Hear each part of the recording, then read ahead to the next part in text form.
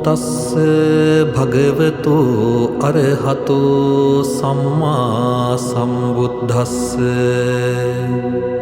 නමෝ තස්ස භගවතු අරහතෝ සම්මා සම්බුද්දස්ස. නමෝ තස්ස භගවතු අරහතෝ සම්මා සම්බුද්දස්ස. ඒ භාග්‍යවන්තු අරහන්තු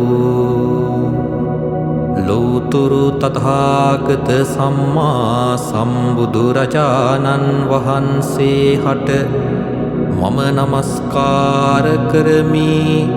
මාගේ නමස්කාරය වේවා.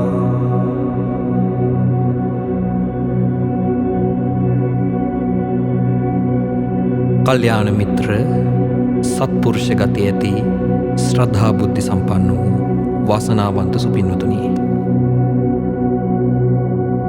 ව්‍යවහාරික රාජ්‍ය වර්ෂය 2026 වර්ෂයේ ජනවාරි මාස 3 වෙනි දිනට යෙදෙන උතුම් දුරුතු පුරපසළොස්වක පොහොය දිනය ශාසනික ඉතිහාසයේ ඉතා සුවිශේෂී සිදුවීම් 5ක් නිසා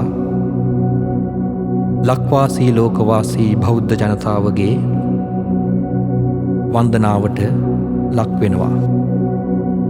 පළමුවෙනි සුවිශේෂී සිදුවීම විදිහට අපගේ භාග්‍යවත් වූ සම්මා සම්බුදුරජාණන් වහන්සේ විසින් ප්‍රථම වතාවට අතීතයේදී ලංකාද්වීපයට වැඩම කරලීම දක්වන්නට පුළුවන්. දෙවන සුවිශේෂී සිදුවීම විදිහට භාග්‍යවතුන් වහන්සේ විසින් ලක්දිව වාසී නාගගෝත්‍රිකයින්ගේ සහ යක්ෂ ගෝත්‍රිකයින් අතර සිදුවීමට ගිය බිහිසුණු සටන වළක්වා එය සමතයකට පත්කොට ඉනික්පිටව දහම් දෙසීම සඳහන් කරන්නට පුළුවන්.